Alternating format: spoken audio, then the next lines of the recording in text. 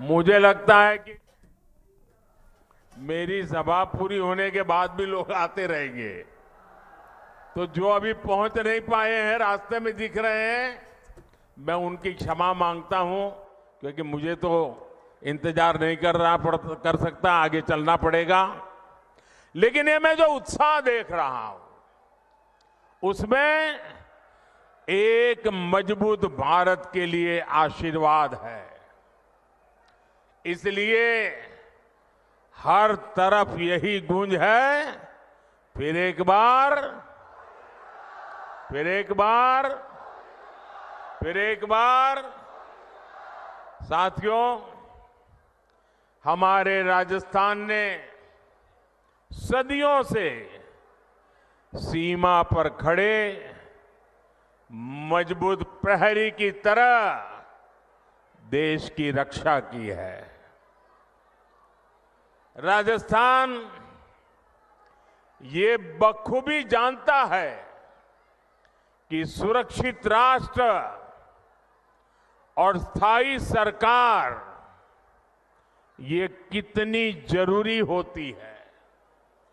इसलिए चाहे 2014 हो या 2019 हो, राजस्थान ने एकजुट होकर देश में भाजपा की ताकतवर सरकार बनाने के लिए अपना आशीर्वाद दिया था। आपने 25 की 25 सीटें भाजपा को जीत करके झोली भर दी थी।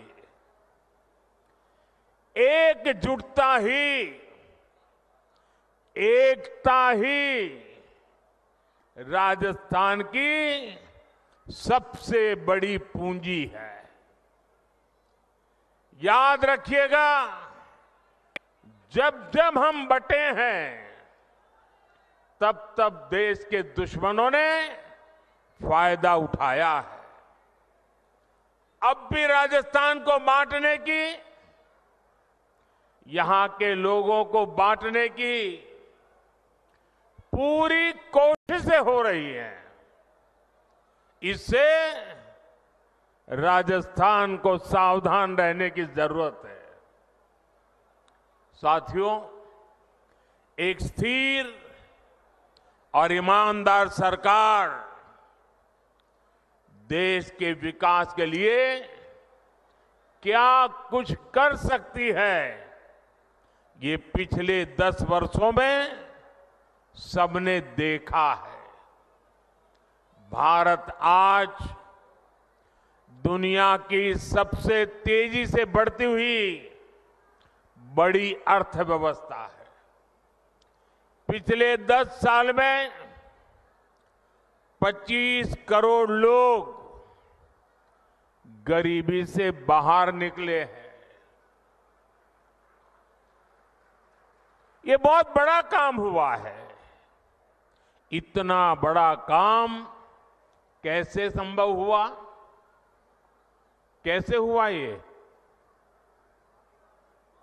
इतना बड़ा काम कैसे संभव हुआ?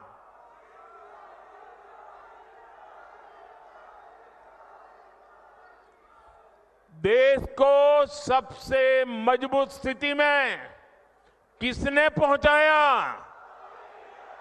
किसने पहुंचाया? माताएं बहनें बताएं, किसने पहुंचाया?